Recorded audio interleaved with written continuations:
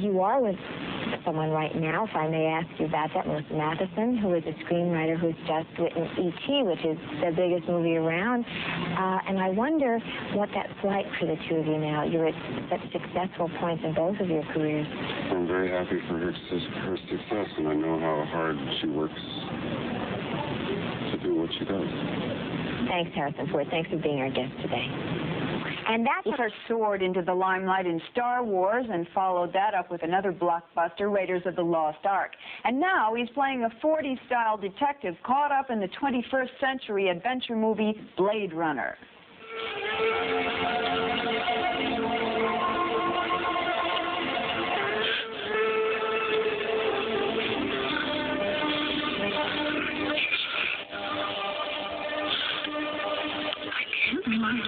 Say, kiss me.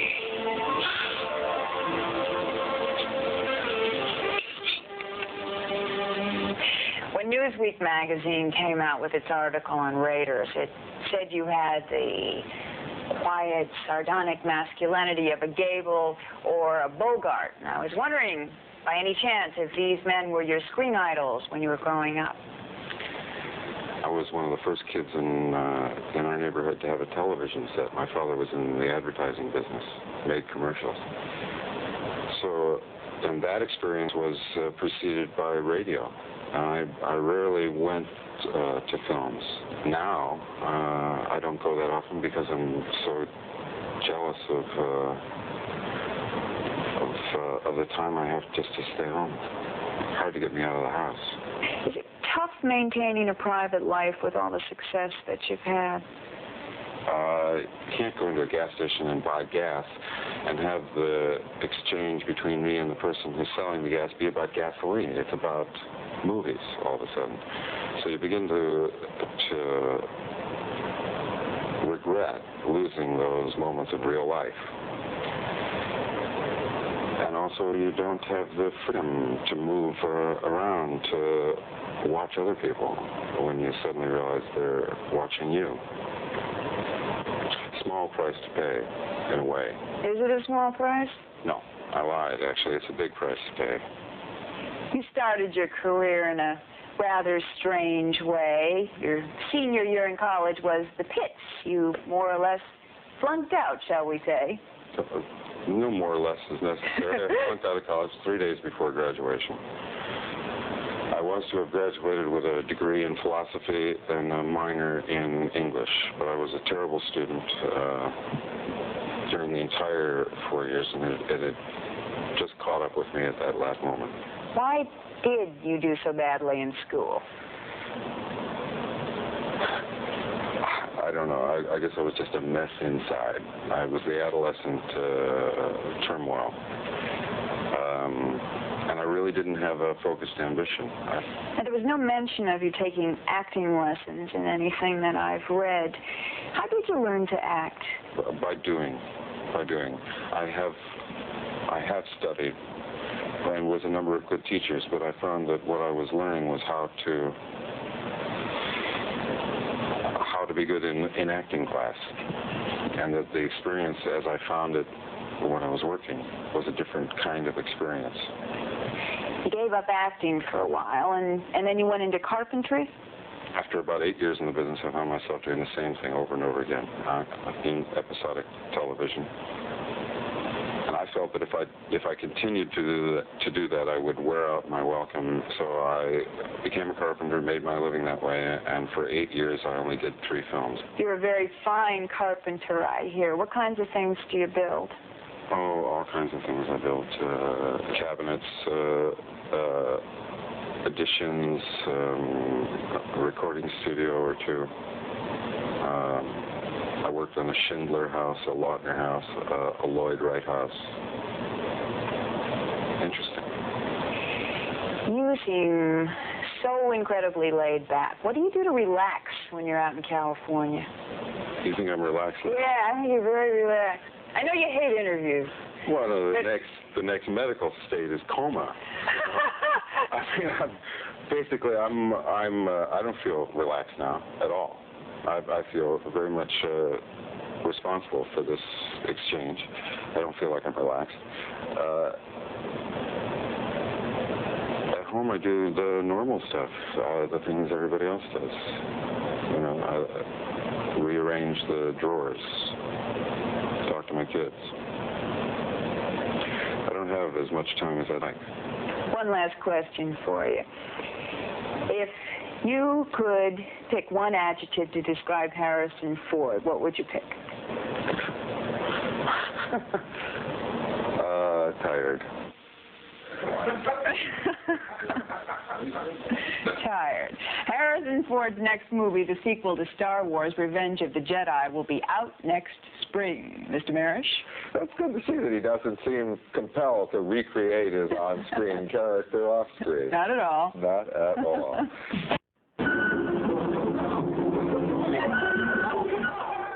Last summer, this film, Raiders of the Lost Ark, starring Harrison Ford, made audiences cheer. This summer, Ford is back on the screen, but the movie he stars in now, Blade Runner, is of a decidedly different color.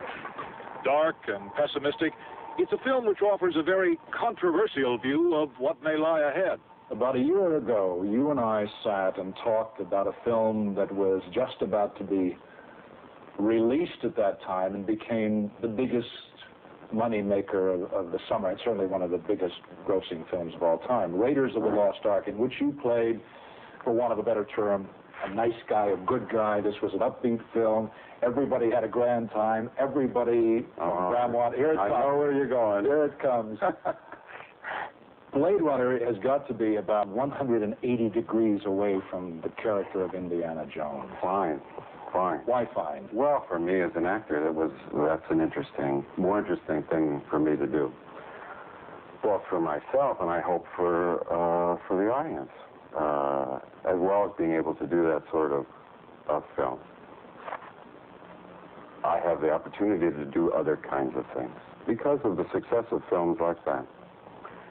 And part of what's interesting for me is to do different things, play different kinds of characters, work with different people in different kinds of films.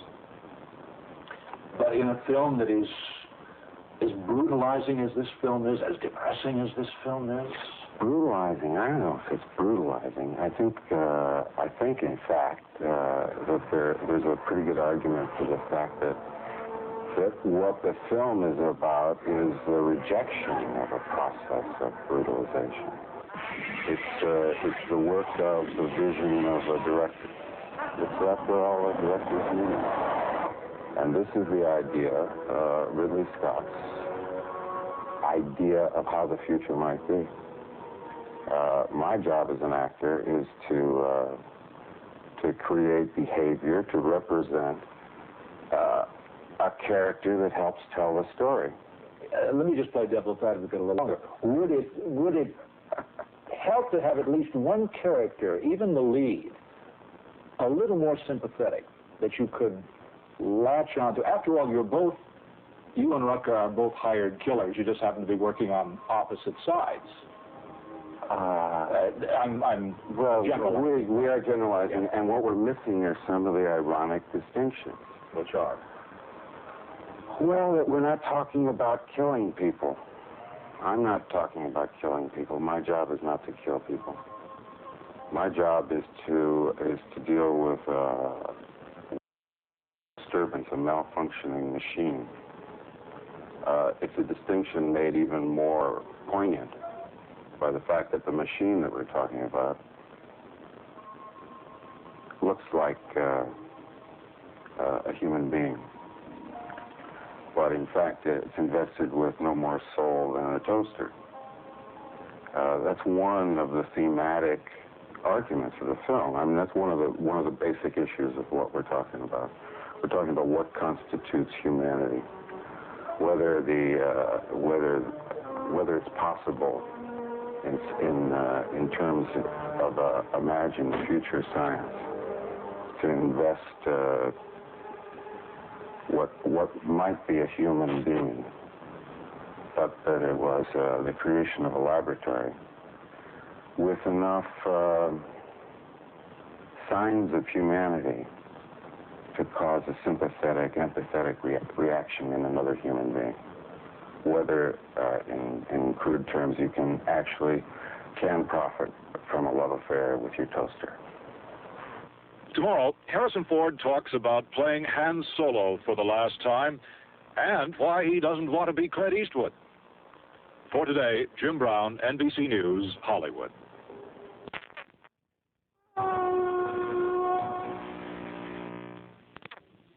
The new movie Blade Runner has drawn fire from many critics, but its star Harrison Ford soon returns to safe ground in the third installment of Star Wars. Our man in Hollywood, Jim Brown.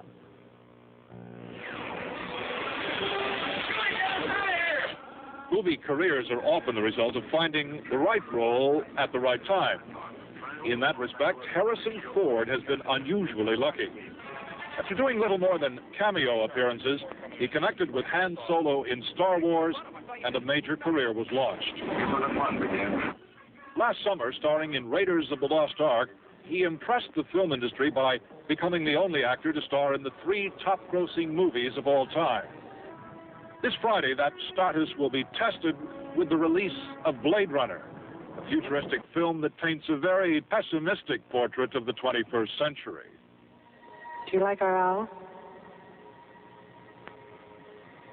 It's artificial? Of course it is. Must be expensive. Very. I'm Rachel. Deckard. You have, since this picture has finished, gone on and done the last of the, I have to keep this straight, the second trilogy of Star Wars. You have completed principal photography. Am I correct? Yeah. Revenge of the Jedi. Revenge of the Jedi. Completed that. This is the Han Solo character again. Back to Yes, the lovable Han Solo that you've all been waiting for. But I don't think it's giving any secret way to say this is the last appearance of Han Solo, because this ends the second trilogy. It is, yes. Yeah. I'm happy to have, have been part of the collection, part of all 3. I suppose it's a once-in-a-lifetime kind of experience. It's a very bizarre and wonderful thing that happened to me on the way to the office. I had no idea when we started that it was going to be as hugely successful or have so much influence in my life. And I've been well and truly satisfied with the entire experience. It's been a great relationship with the people that I've been involved with. And now it's over in that form.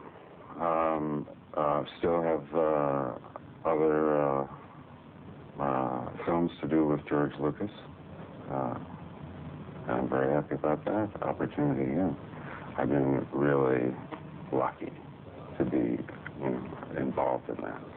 You have reached the point now in your career where I suppose if you wanted to, you could become like a number of other major actors on the screen who not only act, but it is their production company, it is their this, their that. You have not done that, as you, am I correct? Right. Are you thinking about it, or? Well, I'm thinking about it, but I'm resisting it at the same time because it's another job. It's another job I have to do, and I like the job I've got. It leaves me just enough time to